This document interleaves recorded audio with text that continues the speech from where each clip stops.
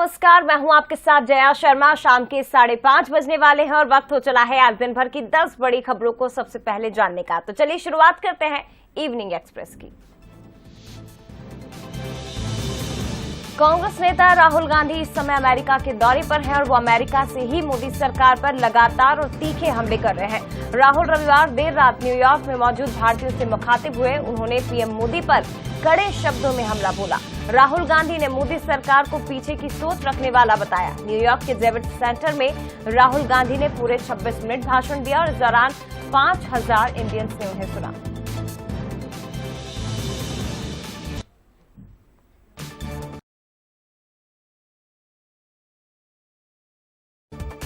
बिहार के भागलपुर में बन रहे पुल गिरने की घटना पर सीएम नीतीश कुमार ने चुप्पी तोड़ी है। नीतीश कुमार ने कहा कि भागलपुर में पहले भी ऐसा हुआ था, मैंने तब भी अफसरों से पूछा था कि ऐसा क्यों हुआ। 2014 से इस पर काम शुरू हुआ था। पुल गिरने के बाद विभाग के लोगों को एक्शन लेने के लिए कहा था। कल शाम खगड़िया के अगवानी सुल्तानगंज के बीच गंगा नदी पर बन रहे पुल का करीब 192 मीटर हिस्सा नदी में गिर गया। इसके बाद से ही नीतीश सरकार के काम को लेकर सवाल खड़े हो रहे थे, जिस पर मुख्यमंत्री नीतीश ने अब जवाब दिया है। भागलपुर में जो हुआ है अभी कुछ समय पहले एक बार और हुआ था, तो उसी समय हमने कहा ऐसा क्यों हुआ है, और जबकि हम इसको बनाने के लिए हमने बहुत पहले तय किया था। हमने 12 में ही देखा, अब 14 से काम शुरू हुआ। अब जिसको भी दिया गया है एजेंसी, अब इतना देर क्यों हो रहा है। और एक गिर गया था तो उस समय भी हमने कहा था, 1 साल पहले की बात है। अब फिर जब 2 हो ये फिर गिरा है, कल ही हमको पता चला है, तो तुरंत हमने विभाग के सब लोगों को कहा कि जाकर के देख लीजिए और तुरंत एक्शन लीजिए। ये कोई तरीका नहीं, अब तक तो हो जाना चाहिए था जी। बहुत हो गया है, देर हुआ है, तो काहे के लिए ऐसा कोई होता है, एजेंट कोई बना रहा है, इतना देर क्यों कर रहा है। मुझको बड़ा तकलीफ हुआ, इसलिए हमने कह दिया कि उसको तत्काल देखिए। और ठीक नहीं बना रहा तभी रेट गिर जा रहा है भाई। इसका मतलब उसको तो और मजबूती से बनना चाहिए था, बन करके और तैयार हो जाता। लोगों को कितनी खुशी थी, हम कितना पहले जा करके एक एक चीज को देख करके कराए हुए, लेकिन जो नहीं हुआ हमको बड़ी तकलीफ है। ओडिशा के बालासोर में हुए रेल हादसे के 2 दिन के अंदर बहाली का काम पूरा हो गया है। इसी के साथ हादसे से प्रभावित सेक्शन पर ट्रेन की आवाजाही शुरू हो गई। महनागा रेलवे स्टेशन से मालगाड़ी रवाना की गई। इस दौरान केंद्रीय रेल मंत्री अश्विनी वैष्णव ग्राउंड जीरो पर डटे रहे। जैसे ही ट्रैक पर मालगाड़ी गुजरी, अश्विनी वैष्णव ने पहले हाथ हिलाकर गाड़ी को रवाना किया और फिर राहत की सांस लेते हुए हाथ जोड़े। रेल मंत्री ने बताया कि जो लोग लापता हैं या जो घायल हैं, उन्हें अपने परिवार के पास सही सलामत पहुंचाने की पूरी कोशिश की जा रही है। इसी दौरान मीडिया से बातचीत में अश्विनी वैष्णव काफी भावुक हो गए, जज्बाती हो गए और उनका गला भराया।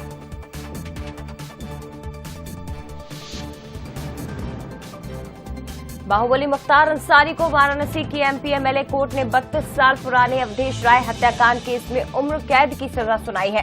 कोर्ट ने जैसे ही मुख्तार को दोषी करार दिया, टेंशन के चलते उसने अपना माथा पकड़ लिया। मालूम हो कि 90 के दशक में हुए इस कत्ल से यूपी में सनसनी फैल गई थी। 3 अगस्त 1991 में बनारस के चेतगंज थाने के लहुरा बीर इलाके के रहने वाले कांग्रेस नेता अवधेश राय अपने भाई अजय राय के साथ घर के बाहर खड़े थे और इसी बीच वैन से पहुंचे बदमाशों ने अवधेश पर अंधाधुंध फायरिंग कर उनकी हत्या कर दी। हत्या का आरोप मुख्तार अंसारी समेत पूर्व विधायक अब्दुल कलाम, भीम सिंह और कमलेश सिंह पर लगा, जिसके बाद कोर्ट ने मुख्तार अंसारी को दोषी पाते हुए उन्हें उम्र कैद की सजा सुना दी। मुख्तार इस समय बांदा जेल में बंद है, तो वहीं भीम सिंह गाजीपुर जेल में कैद है, जबकि पूर्व विधायक अब्दुल कलाम और कमलेश सिंह की मौत हो चुकी है।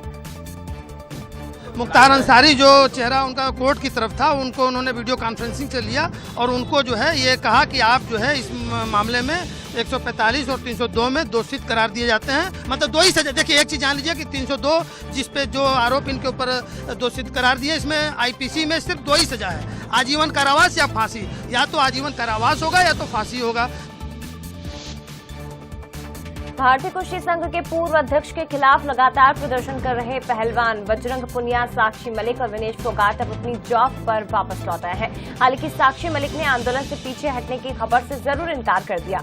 उन्होंने कहा कि सत्याग्रह के साथ साथ रेलवे में अपनी जिम्मेदारी को भी निभा रहे हैं। दरअसल खबरें थी कि साक्षी मलिक पहलवानों के आंदोलन से पीछे हट गई है, जबकि साक्षी मलिक ने इन खबरों को गलत बताया। उन्होंने कहा कि इंसाफ की लड़ाई में हम में से कोई पीछे नहीं हटा है और न हटेगा। शनिवार को पहलवानों ने गृह मंत्री अमित शाह से भी मुलाकात की थी। रेसलर साक्षी मलिक के पति सत्यव्रत कादियान ने जानकारी देते हुए कहा था कि अमित शाह की बैठक में पहलवानों ने ब्रजभूषण को गिरफ्तार करने की मांग उठाई थी, लेकिन ये बैठक बेनतीजा रही। हमें गृह मंत्री से जो प्रतिक्रिया चाहिए थी वो नहीं मिली है, इसलिए हम बैठक से बाहर आ गए और हम पीछे नहीं हटेंगे, आगे की कार्रवाई की योजना बना रहे हैं। मध्य प्रदेश विधानसभा चुनाव 2023 की तैयारियों के बीच नेताओं के दौरे बढ़ने लगे हैं। कांग्रेस के वरिष्ठ नेता और राज्यसभा सांसद दिग्विजय सिंह के 3 दिन के निमाड़ दौरे के बाद अब पूर्व मुख्यमंत्री कमलनाथ भी खंडवा पहुंचे। वहीं उनका दौरा तय होते ही कांग्रेस भी तैयारी में जुट गई है। मध्य प्रदेश में कांग्रेस कमलनाथ के नेतृत्व में तो बीजेपी मुख्यमंत्री शिवराज सिंह चौहान के नेतृत्व में चुनाव लड़ने की तैयारी कर रही है। खंडवा पहुंची संस्कृति मंत्री उषा ठाकुर ने कहा कि अगले चुनाव में शिवराज ही मुख्यमंत्री का चेहरा होंगे। कहा कि लगातार जनता की सेवा और चिंता करने वाले जननायक जिनका 20 साल में 20 ग्राम भी वजन नहीं बढ़ा, ऐसे शिवराज सिंह चौहान हमारे मुख्यमंत्री होंगे। देखिए, कांग्रेस किसी को घेरने की बात नहीं करती है, कांग्रेस अपनी रीति नीति बताने की बात करती है। गाइडेंस देने के लिए, कांग्रेस की रीति नीति समझाने के लिए ये दौरा कमलनाथ जी का है। उसमें हमारे सारे बैतूल क्षेत्र से लेकर अर्जुन क्षेत्र के और पूरे खंडवा जिले के आदिवासी लोग भाग लेंगे और एक बहुत बड़ा महासम्मेलन सरीका आदिवासियों को हो पाएगा। हमारे ऐसे जननायक, इतने संवेदनशील मुख्यमंत्री, 20 वर्ष में जिनका 20 ग्राम वजन नहीं बढ़ा, जनता की सेवा और चिंता में जिस सदैव संलग्न रहते हैं, वो ही हम सबका नेतृत्व करेंगे। छत्तीसगढ़ में विधानसभा चुनाव से पहले बीजेपी के शीर्ष नेताओं ने सक्रियता बढ़ा दी है। केंद्रीय गृह मंत्री अमित शाह 22 जून को छत्तीसगढ़ प्रवास पर आएंगे। अमित शाह दुर्ग में आयोजित बीजेपी के कार्यकर्ता सम्मेलन में शामिल होंगे, जिसकी तैयारियों को लेकर बीजेपी कार्यालय में बैठक हुई। गृह मंत्री की आम सभा में 50,000 से ज्यादा की भीड़ जुटाने का लक्ष्य रखा गया और इसे लेकर छत्तीसगढ़ के गृह मंत्री ताम्रध्वज साहू ने कहा कि केंद्र की सरकार ने 9 साल में उपलब्धियों भरा कोई काम नहीं किया।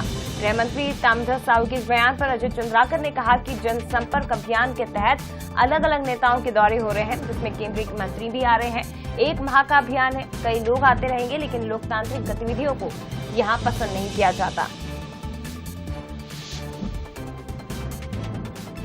अगर हम आपसे पूछें कि क्या कभी आपने पेड़ों के इलाज की बात सुनी है, तो शायद आपका जवाब ना होगा, लेकिन हकीकत यह है कि विश्व पर्यावरण दिवस पर आज हम आपको एक ऐसी ही खबर से रूबरू कराएंगे।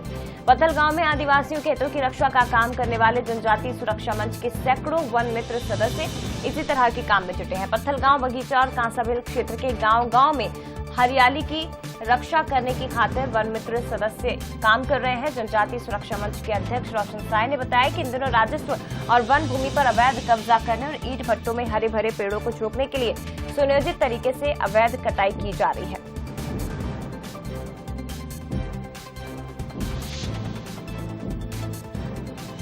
राजस्थान के भीलवाड़ा में एक परिवार ने अपनी जिंदा बेटी को मृत बताकर उसके नाम का शोक संदेश छपवा दिया, जिसकी चर्चा सोशल मीडिया पर हो रही है। लेकिन इस परिवार ने ऐसा क्यों किया, आपको बताते हैं। दरअसल ये लड़की अपनी ही जाति के युवक के साथ घर से भाग गई थी, जिसकी शिकायत परिवार ने थाने में दर्ज कराई। पुलिस लड़की को ढूंढ कर लेकर आई, लेकिन इस दौरान लड़की ने अपने परिजनों को ही पहचानने से इनकार कर दिया और वापस युवक के साथ चली गई। बेटी के इस फैसले से परिवार इतना आहत हुआ कि उसने उसके नाम का शोक संदेश छपवा दिया, जिसमें बेटी की मौत हो जाने के 13 दिन बाद मृत्यु भोज में शामिल होने के लिए लोगों को बुलाया गया है।